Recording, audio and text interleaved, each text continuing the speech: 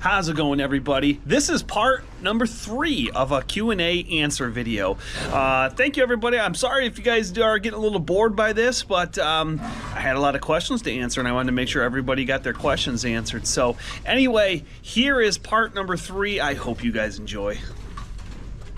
Brian Robinson wants to know, just wondering what your brother does now that he used to farm with you. Loves seeing your son and nephew helping out. It's the best way to teach them. Yeah, I love having them out there. As long as it's safe and they're being watched, it's great to have them out there. I love that they want to come learn, and it's fun to watch them grow. I've put my son on some equipment doing some small jobs, and he's taken to it very well, and he's done a great job. So excited to see how my nephews will do the same thing. But my brother he went and worked at this one place, I don't know if you want to call it a zoo or something kind of like that.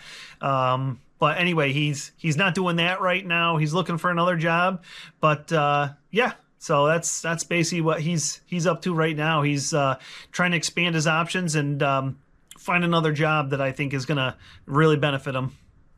Carl wants to know, hi Mike, Carl from New Jersey was wondering what your cousin Steven's doing now that they sold off the milkers. Did they turn to beef? Keep the barn videos coming. Takes me back to when I helped a Northeast Pennsylvania farm. Long gone. Well, Carl, it's sorry to hear about him being long gone. Sadly, those things happen.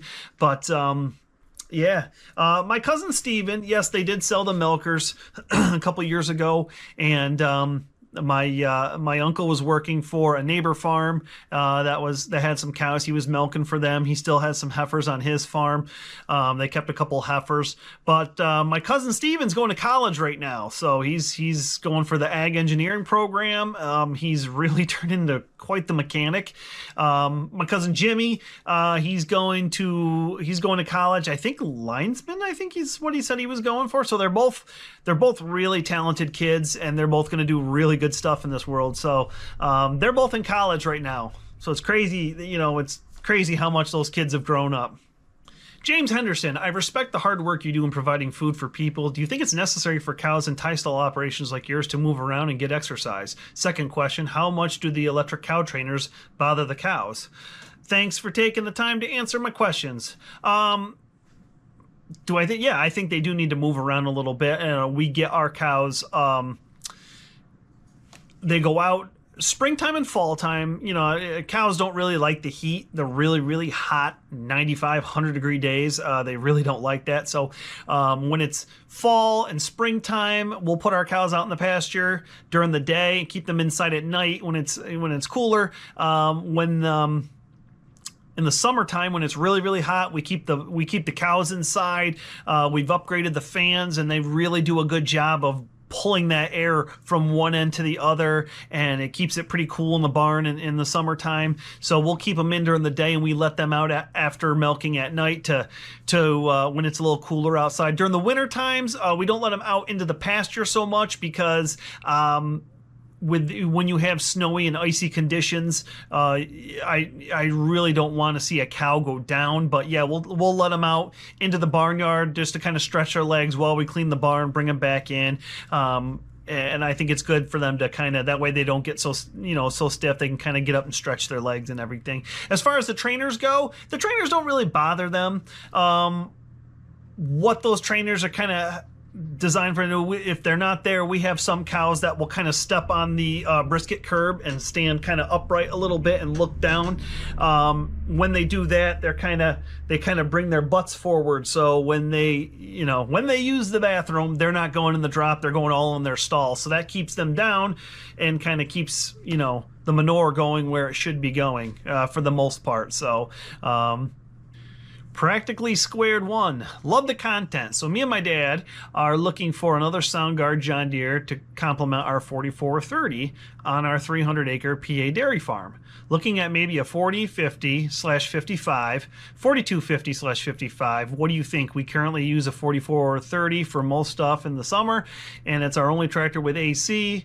Own a few older tractors with open stations. The new tractor might take some workload off it. We'll probably leave the 4430 hooked up to the round baler. This one might get used for running a disc bind and rake. Part 2, should we get a front wheel assist? Our farms, and I'm looking around my camera, so I'm sorry if I'm moving my head around a lot. Our farms are in a valley, and I'm thinking the front wheel assist might be more peace of mind hauling heavy loads on the hills. Let me answer that part 2 first. I like that idea of the front wheel assist on the hills. Definitely, excuse me. Definitely a good thing. Yeah, they're going to be a little more, but like you said, to have them, just because they're front wheel assist doesn't mean you have to engage the front wheel assist, but to have that heavier front end sometimes is a really nice thing.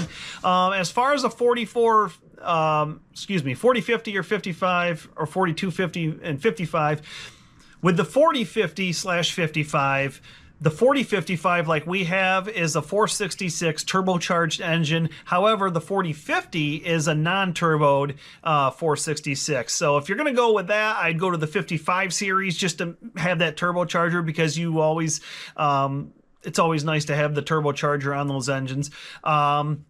The 4250 compared to the 55, we love our 4250.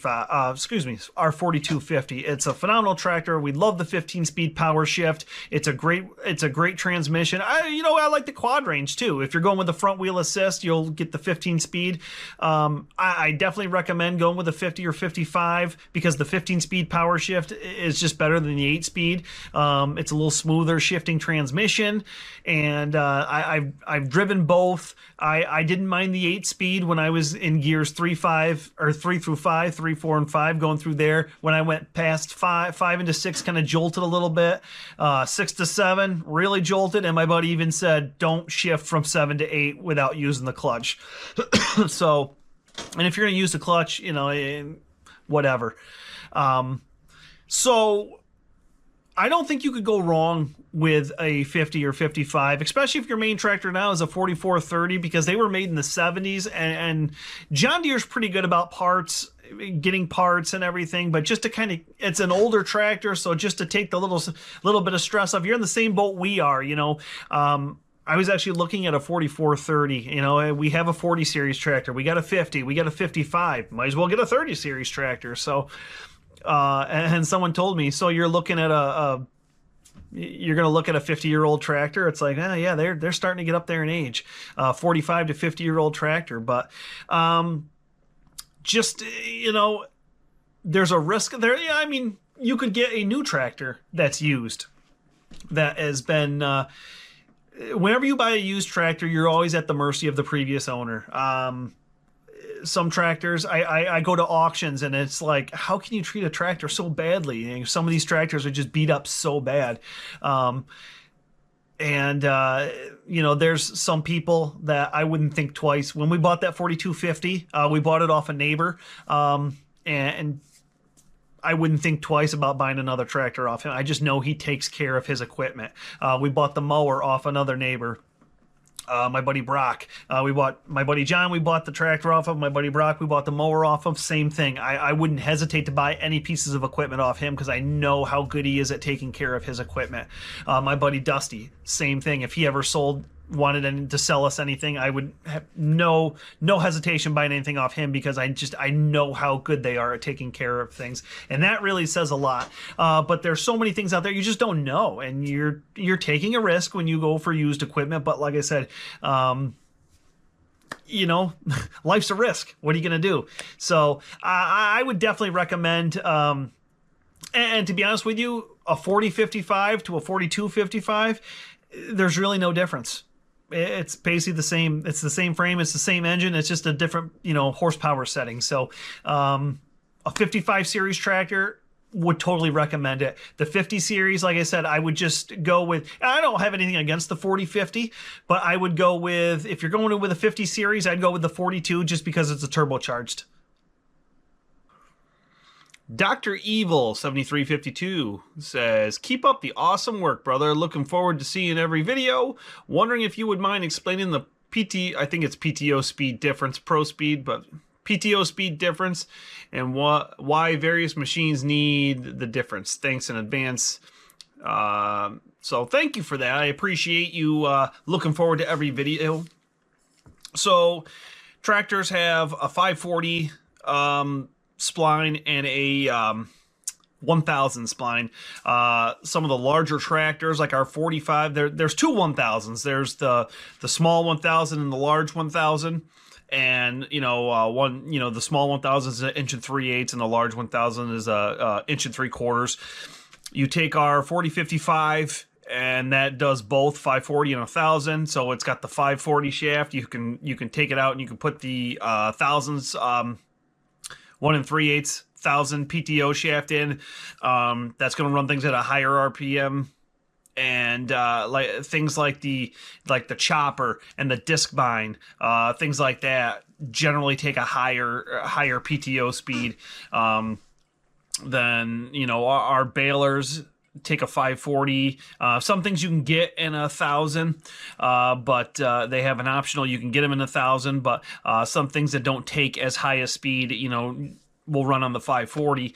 And as far as like the grain cart's a 1000 PTO shaft PTO. We run it on the 4555, which is a large 1000 PTO. So I have an adapter that's a large 1000 to a small 1000. It's a large female, with a male, basically an adapter you put on there. It makes it all it does is change the size. It does nothing to have to do with the speed. I know they make adapters where they're the 1000 PTO to 540 PTO. Like if we were running our auger, for instance, as a 540, or the generator. I know guys will put use the 1000 PTO, so it's turning at a faster speed, and then they'll idle it down, and that way they can save fuel a little bit.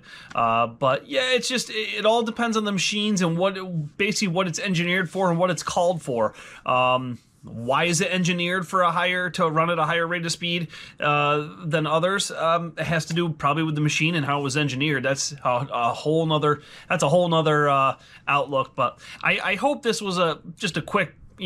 I hope that answered your question, and that was a quick run through on it. Let's see here. Ethacker, I hope I'm saying your name right. Ethacker 6682, are you able to evaluate the mood of New York farmers as we head into a new crop year? Positive, negative for the future, short term. I haven't really talked to too many. Oh God, you want me to evaluate the mood of New York farmers when not too far from here there's a farmer called Grumpy Farmer? You want me to evaluate the mood? But in all seriousness, I really haven't gotten, I haven't talked to too many different guys, and depending on, some farmers are just downright negative no matter what. They're always going to look for the negative of things. Somebody could be walking on water and they'll be upset that the person can't swim. So it's just, they're always going to find the negative. And there's some people that are, have a more positive and upbeat, and well, that's the way it is. What am I going to do? You got to just, take what's given to you. So they're just like anybody. Farmers around here are just like farmers anywhere else. You have your ones that are negative, glass half empty ones. You have your, glass half full ones, and then you have, anywhere in between. So I really haven't been out this year too much and talked to too many different people. So hopefully when I go to the New York State Farm Show at the end of this month, hopefully that'll change and I can talk to a few people and we'll see what everyone's outlook is. Jeff Horde, you have a great educational movies with a lot of how to do things. Love watching your videos when they come out. Jeff, I appreciate that. It's always nice to have people support. I said it. I probably said it multiple times during this video. I think I have some of the best YouTube subscribers. I really look forward to posting a video. This is why I reply to every comment, because I have such positive interactions with everybody, and I really appreciate it. I love the support, and that's why, like I said, I'm so humbled by this whole thing. If you guys take the time to watch my video and to leave a comment, the least I can do is come back and say thank you. And I've gotten a lot of things where not many people do that. And you know what? that's not a job or a jab at anyone else. Bigger channels get a lot more comments than me, so it's a lot more of a job to do that. And definitely when you're out in the farm working, to sit there and spend half your day replying to YouTube comments, sometimes it's just not in the cards. So I don't fault bigger channels and other people for not doing it, but it's something I do. I like the interaction, and I like it's been positive so far. So I really appreciate it, Jeff. Paul Rise wants to know, how many generations of farmers are you? The video from back in the 80s and 90s was great. Thank you. I'm glad you liked it. There's more of that to come. I have a whole tote here of old VHS tapes. My grandma was great with getting the video camera out and snapping pictures and taking video. My grandpa was quoted in saying, geez, you can't even fart without her running and grabbing the camera. So it was probably a pain in the butt for him, but it was great. Maybe that's where I get the filming and wanting to post everything from. Maybe I got it from her, but it was great to look back on those things. And I wish I did this a few years ago when I was doing the history of the farm video. So as far as how many generations are we, if you look at my mom's side of things, I've done videos from the farm in New Jersey, and then those old ones, that's the farm my mom grew up on. That's her father. My uncle is her, that's her baby brother there. That's took over the farm. And he still has the farm. They sold the milk house, but they still have the farm. They make hay. They have some heifers there. But so my grandfather farmed, and he farmed with my great grandfather, and I'd have to keep looking back to see how many generations back they go. On my dad's side is where it gets a little convoluted and a little murky, because my great grandfather had the farm not too far from where my mom grew up, is where my dad grew up, on a farm. My dad was the only boy, 3 sisters, mother, father, my grandma, grandpa.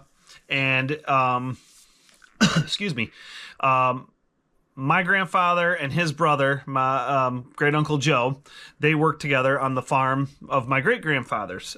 Great uncle Joe went to another neighboring farm and started farming there. And my grandfather bought the home farm, and about, I want to say a year and a half after he bought the home farm, he had a massive heart attack and he died. He was only 36 years old.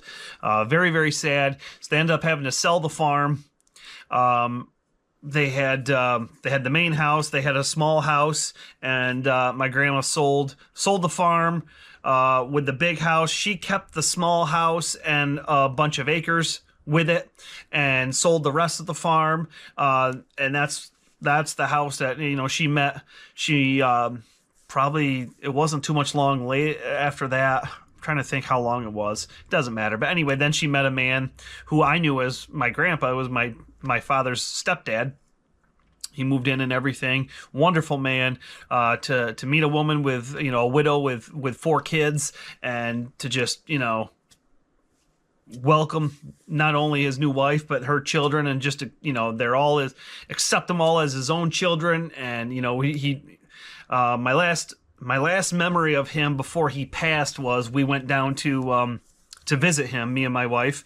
My daughter was little girl at the time, and we told him we were going to be having another child, and just the expression on his face, he just lit up and he just smiled. He said, "That's just so wonderful." And those are the kind of memories you like. But so technically, they sold the farm. So my dad went to college, got a business and accounting degree, came back, kept working on farms, worked on a farm in New Jersey with this one guy. They both kind of decided they were going to part ways, and there was no ill will or anything. My dad decided he wanted to, him and my mom were going to branch out on their own and farm. So my mom actually had a cousin that lived a little north of here, and they talked about this place that just came available.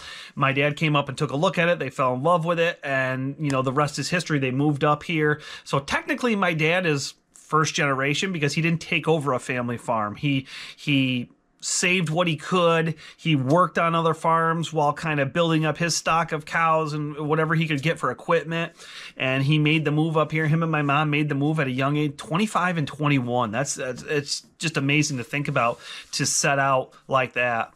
and just move hours away from family when, you know, like I said, my mom had a cousin that lived up the road, but other than that, you didn't have the support of a lot of family around you, and there's no internet, and there's, you know, this is the 70s, so it's a whole nother time. So it was a huge move, and I'm really proud of him. Maybe I'll have to do a video on that and really kind of explain that a little bit. But so as far as me working, working on this farm, being a part owner of this farm with my parents, I guess I would be second generation to this farm. But farming's been in my family for as far as I can remember. Like I said, both my grandfathers did it. Even the guy I knew as my grandpa, my dad's stepdad, he was a mailman, but before that he grew up, you know, his father grew up on a farm, and, you know, he was a hired man before he went into the army, and then, you know, became a mailman. So, I mean, farming is in my blood. It goes way back. My mom did it growing up. Like I said, her baby brother took over the home farm. Her older brother, my other uncle, he farmed on a neighboring farm for a while, and then he moved up here to near Morrisville, New York, and farms up there. So, I mean, just farming's in my family. It's in my family. So, like I said, it's a convoluted answer for sure, but maybe I'll have to do a video. I'll see if I can find some old pictures, because I know there's nothing left of the farm my dad grew up on. I think there's like one shed, small garage or shed, but the rest of it has just been developed and everything. All the farmland's gone. So I'll have to find some old pictures, and I'll see if I can put my drone up. I'll go down to New Jersey, see if I can put my drone up in the air and get a today's view of what it looks like, and see if I can kind of get them to recall their story and everything, and go from there. So that was part number 3 of the Q&A answer. I hope you guys are having fun with this and enjoying this. It's a really good way of, you know, having interaction with subscriber and content creator and all that stuff. So I hope you guys are enjoying this. So anyway, give me a thumbs up if you like this video. Drop me a question or comment below. Hit that subscribe button if you haven't already. If you have, thumbs up to you. I totally appreciate it. I'm still petting you. I will see you guys next time. Have a good one, everybody. I'm still petting you.